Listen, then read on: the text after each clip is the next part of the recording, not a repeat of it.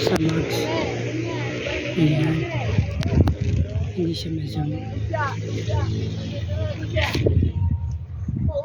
Para siyang manikon. Ang ingin ng mga naliligo. So, ayan. Sa loob ng 11 months halos na hindi ako pupunta dito. Kasi nakaapak sa bagong ginawa. So, ayan. Ito yung bagong ginawang proyekto ng gobyerno. Siguro nasa ano to. Yung gastos na sa mahigit 25 million. Charot. Ito yung kamukha ni Dingdong Dantes. Ito yung kamukha niya. Time check, alas 12:30 ng hapon.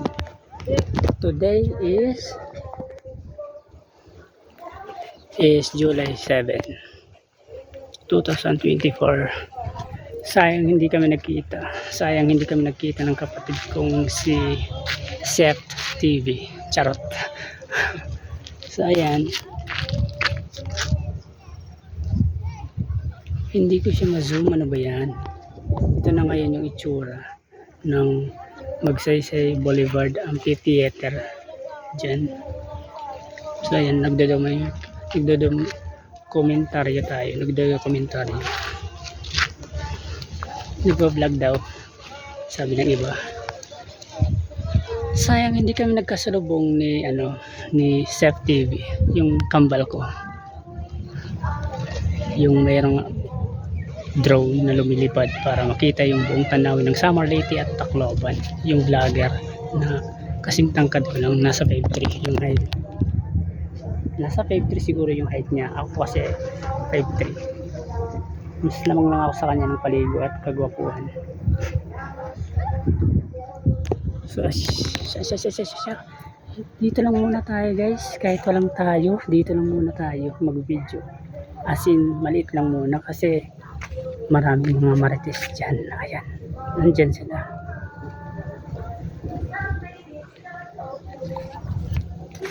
Ingay, punta natin. Video natin.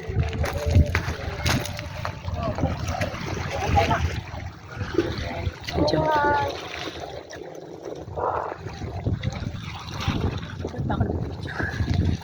ang ganda ng view. Siguro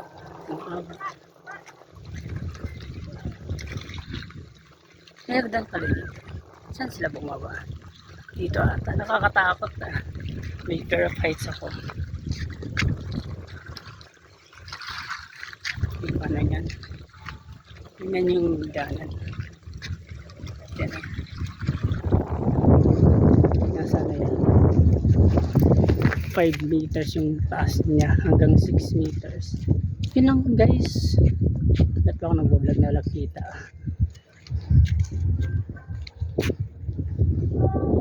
Ganun kalangitan.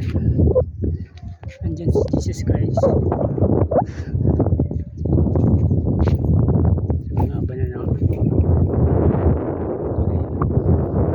Umabot na siya naman.